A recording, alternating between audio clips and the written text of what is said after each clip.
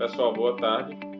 Nossa aula hoje é continuando o assunto de feixe de retas paralelas e teorema de Tales, e nós vamos ver mais alguns exemplos. O teorema de Tales, ele pode ser aplicado em casos de semelhança de triângulo. Antes de ver o exemplo, o que a gente entende por semelhança?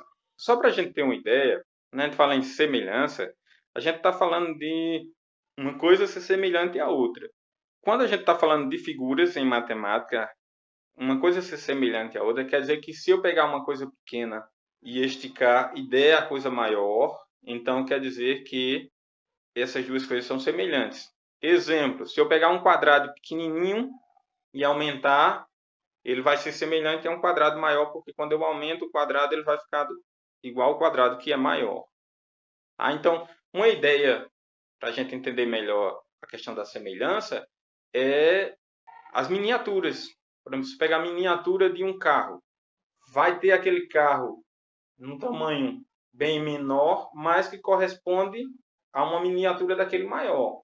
Ou seja, se eu pegasse aquele carro pequenininho e aumentasse, ele daria o maior e vice-versa. Então, ele conserva as mesmas medidas, só que num tamanho bem menor. É a mesma ideia também de maquete. Você vai fazer a maquete de um edifício. Então, antes de construir o edifício, você constrói uma maquete, que é um modelo pequeno, mas que conserva todas as medidas ou todas as proporções do modelo maior. Ou seja, se você pegasse aquela maquete e aumentasse, ela daria um modelo maior, se tivesse como fazer isso, né? Então, semelhança é isso. Quando você pega uma figura e aumenta, ela dá a figura maior, ou vice-versa, você pega a maior e diminui a menor, então a gente diz que as figuras são semelhantes. Então, no caso de triângulos, a gente pode ter também triângulos semelhantes. Dois triângulos são semelhantes quando eu pegar um triângulo menor e aumentar, e ele dá o triângulo maior. Tá? Então, eu posso dizer que esses dois triângulos são semelhantes. Há umas propriedades, algumas características da semelhança de triângulos, que no caso da gente não convém agora, basta entender essa questão, que se eu aumentar um, vai dar o outro, e vice-versa. Se eu diminuo esse, dá esse aqui. Tá? Então, o teorema de Tales ele pode ser aplicado nesse caso de semelhança de triângulos. Exemplo, observe que temos dois triângulos aqui. Ó. Esse maior, que é o triângulo A, B, C, e tem esse outro triângulo menor um pouquinho, ó, A, D, E. Eles são semelhantes. Então, nesse caso aqui, nós temos que esses dois segmentos, DE e BC, são paralelos, ou seja, DE é paralelo a BC. O que quer dizer paralelo? Lembrando do início da aula, paralelo quer dizer que não se encontram. E a gente não está vendo ainda como aplicar o teorema de Tales aqui. Nós só temos duas retas paralelas. O teorema de Tales é para um feixe de paralelas. Ou seja, para três ou mais retas paralelas, né? Então, embora a gente não tenha uma terceira reta aqui, a gente pode considerar aqui, ó. Tá? Então, nós teríamos essa reta DE, essa reta BC e uma reta aqui que passa pelo vértice A. Então, agora nós temos um feixe de paralelas. E aí, agora a gente pode aplicar o teorema de Tales, que diz que um feixe de retas paralelas determina sobre retas transversais segmentos que são proporcionais. Tá? Então, 3 está para 6, assim como 5 está para x. Mesmo pelos extremos, nós temos 3 vezes x, 3x, igual a 6 vezes 5, que dá 30, ou seja, x igual a 30 dividido por 3, onde x é igual a 10. Então, essa é uma aplicação do teorema de Tales para o caso de triângulos semelhantes. Tá bom? Eu posso fazer com qualquer triângulo, dependendo da posição onde ele está. Tá? É só usar o fato de que essas retas sendo paralelas, nós supomos uma terceira reta aqui, que também é paralela. Então, teremos 3. É um feixe de paralelas. E aí, podemos aplicar o teorema de Tales com essas medidas. Mais um exemplo. Um triângulo do mesmo jeito, PQR, e temos outro triângulo menor, PAB. que são semelhantes. Esse triângulo é semelhante a esse maior aqui. Tá? Se eu aumentar esse triângulo aqui, se eu puxasse esse lado para cá aumentando, ele daria exatamente esse maior. Então, da mesma forma do anterior, a gente imagina que tem uma paralela aqui, ó. Vou fazer de vermelho.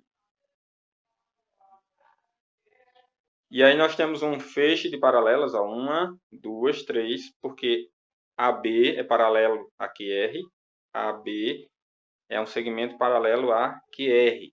Porém, nós não temos valor aqui, ó.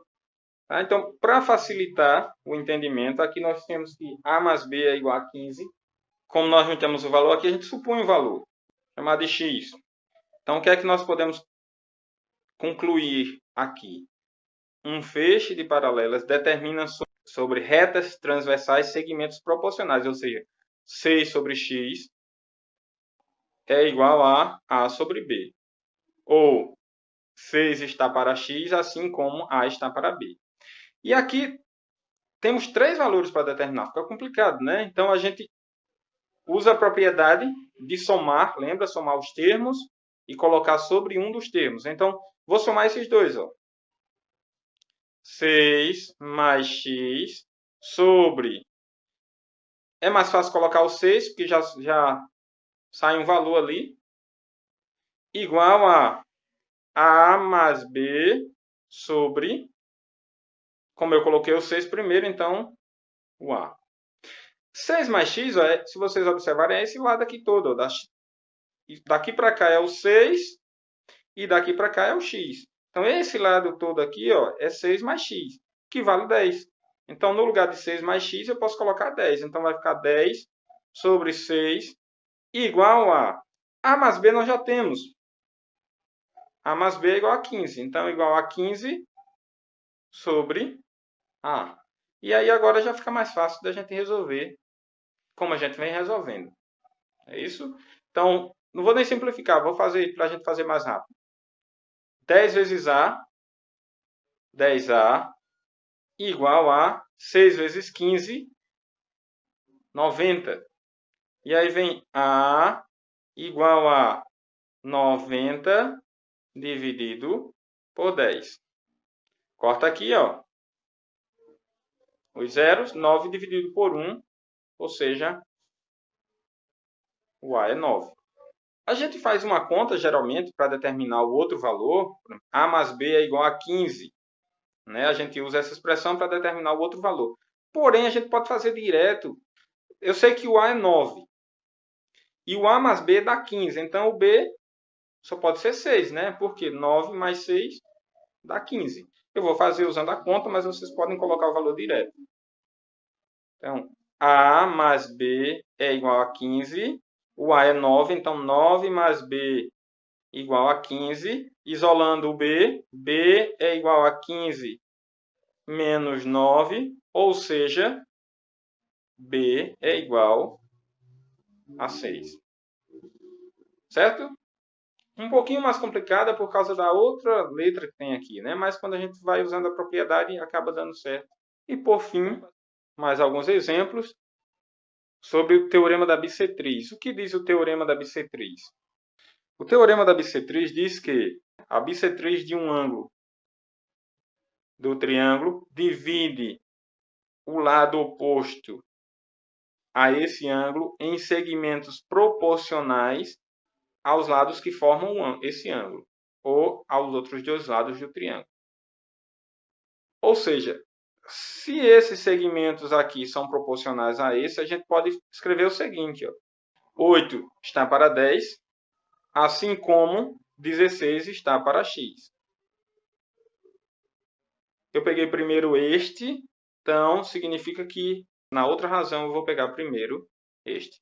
E aqui a gente simplifica por 2 e por 2.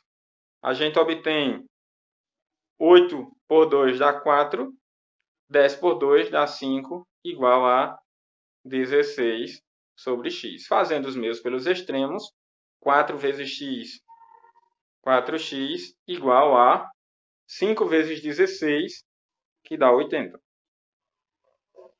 Ou seja, x é igual a 80 dividido por 4, o que implica dizer que x é igual a 20.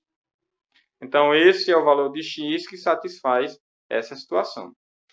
Mais um exemplo do teorema da bissetriz. A bissetriz de um ângulo de um triângulo divide o lado oposto a esse ângulo em segmentos proporcionais aos outros dois lados. Ou seja, x está para x mais 1, assim como 60 está para 65. Aqui a gente pode simplificar por 5 e por 5. A gente obtém x sobre x mais 1 igual a 60 por 5 dá 12, 65 por 5 dá 13. Fazendo mesmo pelos extremos, 13x igual a x vezes 12, 12x, 1 vezes 12, 12. Então, isso é 12x mais 12. Passando o 12x para o primeiro membro, então nós vamos ter 13x menos 12x igual a 12. 13x menos 12x dá x, x igual a 12. E é isso. Então, pessoal, essa foi nossa aula. Espero que vocês tenham entendido e até a próxima.